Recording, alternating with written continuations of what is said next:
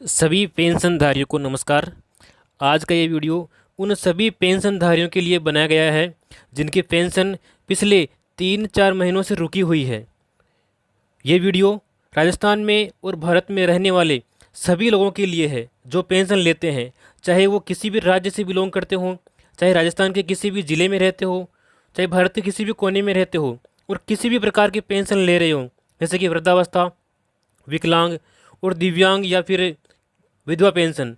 इन सभी पेंशनों में जो भी समस्याएं आ रही है आपको लेने में, यदि आप वीडियो पूरा देख लोगे इस वीडियो को, तो आपको किसी प्रकार की समस्या का सामना नहीं करना पड़ेगा। तो आइए जानते हैं एक एक समस्या के बारे में। देखिए, आज हम बात करने वाले हैं वृद्धावस्था, विकलांग और विधवा पेंशन के नए नियमों के बारे में, जो कि हाल ही में नए नियम बनाए गए हैं आप सभी के लिए, और आपको जानना बेहद ही ज़रूरी है ताकि आपकी आगामी जो पेंशन है वो आप समय पर ले सकें। हम जानेंगे वृद्धावस्था, विधवा, विकलांग पेंशन की पात्रता के बारे में सबसे पहले। उसके बाद में बढ़ी हुई पेंशन आपको कितनी मिलने वाली है, पेंशन बंद होने के 10 प्रमुख कारण कौन कौन से हैं, और साथ ही पेंशन बंद होने पर क्या करें कि हमारी पेंशन फिर से शुरू हो जाए। और इसके अलावा सितंबर महीने की और पिछले महीनों की जो बकाया पेंशन है वो आपको कब मिलेगी। इन सभी मुद्दों के ऊपर, इन सभी के ऊपर हम चर्चा करने वाले हैं। तो आप वीडियो को पूरा ज़रूर देखें और इसके अंत तक इसको देखते रहें।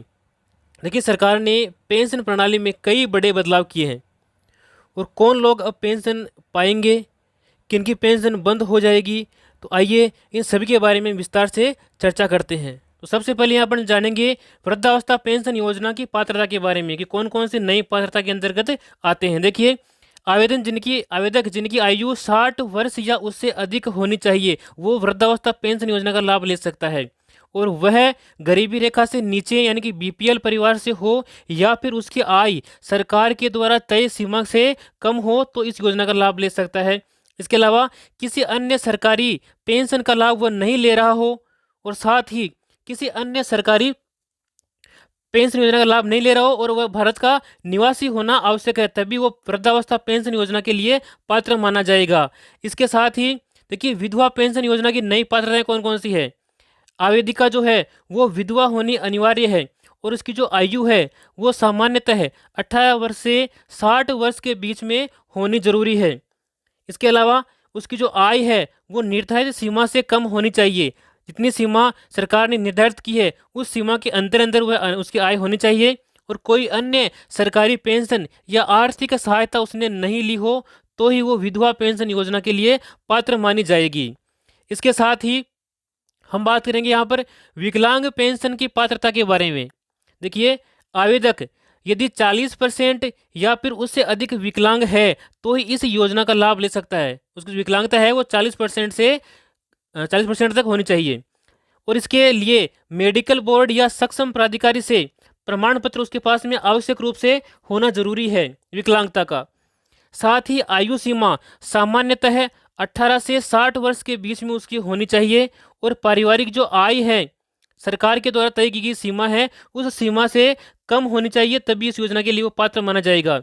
इसके साथ ही किसी अन्य सरकारी पेंशन योजना का वह लाभ नहीं ले रहा हो, इस बात का आप ध्यान रखें। यदि आप सरकारी योजना का किसी अन्य का लाभ ले रहे हैं पेंशन के लिए तो वो जो है इस योजना के लिए पात्र नहीं माना जाएगा, और स्थायी रूप से वह राजस्थान का निवासी होना अनिवार्य है। अब बात करेंगे वृद्ध, दिव्यांग, विधवा पेंशन धारकों के लिए बदले हुए 5 नियमों के बारे में। साथियों, ये नियम आपको जानने बहुत ही अनिवार्य हैं। यदि आप वृद्धावस्था, दिव्यांग, विकलांग या किसी भी प्रकार की पेंशन लेते हैं तो यानी कि आपकी पेंशन न रुके, उसको आगामी पेंशन जारी रहे, उसके लिए आपको ये नियम जानने बहुत ही जरूरी है।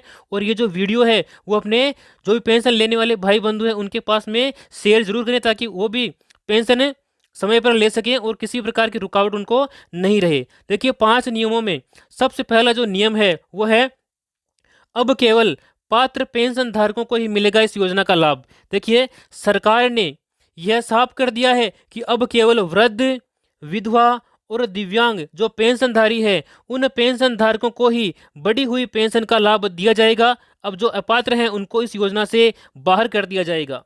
दूसरा नियम यहाँ पर है पेंशन राशि में बढ़ोतरी। देखिए, जो भी पात्र लाभार्थी हैं उन लाभार्थियों को अब 3,000 से 5,000 रुपये प्रति माह सीधा उनके बैंक खाते में पेंशन मिलेगी। तीसरा नियम बदला है उन्होंने कि अपात्र लोगों की पेंशन बंद, यानी कि जिन लोगों की पात्रता शर्तें पूरी नहीं होती है उनकी पेंशन अब बंद कर दी जाएगी। उनको आगामी जो पेंशन है अगले महीने की वो नहीं दी जाएगी।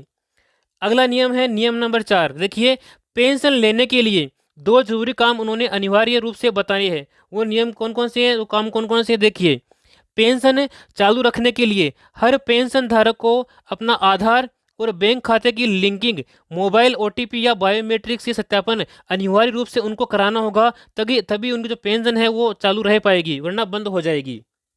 अगला नियम है पारदर्शी भुगतान। देखिए, पारदर्शी भुगतान, पेंशन अब सिर्फ डायरेक्ट बेनिफिट ट्रांसफर यानी कि डीबीटी के माध्यम से सीधे उनके बैंक खातों में ही दी जाएगी। उनको किसी प्रकार की लाइन में लगने की जरूरत नहीं है। अब देखिए, पेंशन बंद होने के 10 प्रमुख कारण, वो 10 प्रमुख कारण कौन कौन से हैं जिनकी वजह से आपकी पेंशन बंद हुई है या पेंशन रुकी हुई है पिछले कुछ महीनों के, तो उनके बारे में यहाँ चर्चा करेंगे। देखिए, पहला नियम है, पहला कारण है लाभार्थी की यदि मृत्यु सूचना दर्ज हो गई हो तो भी उसकी पेंशन रुक सकती है। यानी कि जो लाभार्थी है वो पेंशन ले रहा है, उसे किसी भी कारण से कोई गलत सूचना मिल गई है सरकार को और उसकी पेंशन, उसकी जो मृत्यु है वो दर्ज हो गई है, तो उसकी पेंशन रोक दी गई है। इसके अलावा आधार कार्ड या बैंक खाते में गलत जानकारी दर्ज होने पर भी पेंशन आपकी रोक ली जाएगी।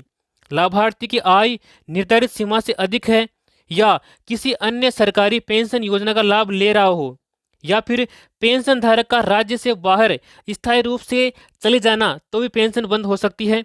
आधार या बैंक का वेरिफिकेशन उसका नहीं करवाया है पेंशन का, तो भी पेंशन आपकी रोक ली जाएगी। फर्जी दस्तावेज या गलत जानकारी आपने दी है तो पेंशन बंद हो सकती है।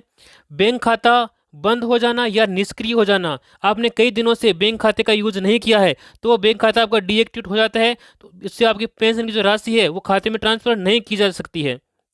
इसके अलावा मोबाइल नंबर अपडेट न करना, जिससे कि ओटीपी वेरिफिकेशन न हो सके।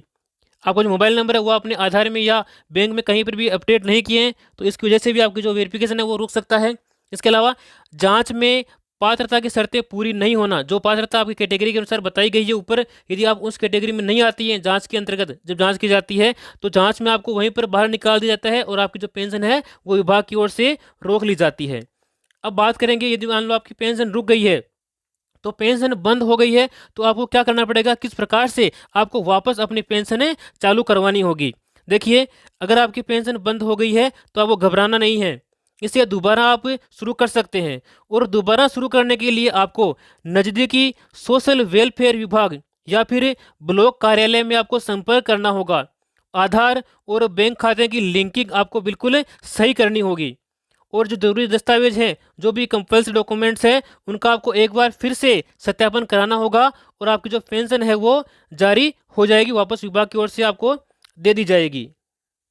और इसके अलावा अगर आपके दस्तावेज में या जानकारी गलत दे रखी है, गलत दर्ज है, तो आपको पहले उनको अपडेट करवाना है, फिर बाद में पेंशन का आवेदन करना है। इन प्रक्रियाओं के बाद आपकी जो पेंशन है वो एकदम रूप से शुरू कर दी जाएगी और आपकी जो आगामी सारी पेंशन है वो ऑटोमेटिकली आपके अकाउंट में ट्रांसफर कर दी जाएगी। अब यहाँ अपन बात करेंगे कि आपकी जो पिछली बकाया पेंशन है और जो सितंबर माह की जो पेंशन है वो आपको कब मिलेगी, कब किस तारीख को आपके अकाउंट में ट्रांसफर की जाएगी। देखिए, काफ़ी संख्या में आपकी जो पेंशनधारी हैं वो इसी चिंता में है कि आगामी पेंशन उनकी आएगी नहीं आएगी, क्योंकि कई लोगों की पेंशन बंद कर दी गई है। देखिए, सितंबर महीने की आपकी जो बकाया पेंशन है वो विभाग की ओर से कब जारी की जाएगी, उसी के ऊपर चर्चा करते हैं। देखिए, सितंबर महीने की जो पेंशन है और जो पिछली जो जितनी भी आपकी बकाया पेंशन है वो पेंशन राशि सोशल मीडिया पर मिली जानकारी के अनुसार 2 या 3 दिनों में लाभार्थियों के अकाउंट में ट्रांसफर हो जाएगी। यानी कि जो भी जानकारी अब तक मिल रही है सोशल मीडिया प्लेटफॉर्म से या अन्य माध्यम से, तो वहाँ पर यही जानकारी दी गई है कि 2 या 3 दिन में आपकी जो पेंशन है आपके अकाउंट में ट्रांसफ़र हो जाएगी। इसके बारे में और भी जो भी अपडेट होगी हम आपको एक अलग वीडियो बना करके आपको बता देंगे। यदि अभी तक आपने इस चैनल को सब्सक्राइब नहीं किया है तो ऐसी जानकारियाँ लेने के लिए आप इस चैनल को सब्सक्राइब करें और साथ में बेल आइकन को प्रेस करें, ताकि समय पर आपको सभी सरकारी योजनाओं की जानकारियाँ मिलती रहे। मिलते हैं अगली वीडियो में, तब तक के लिए जय हिंद जय भारत।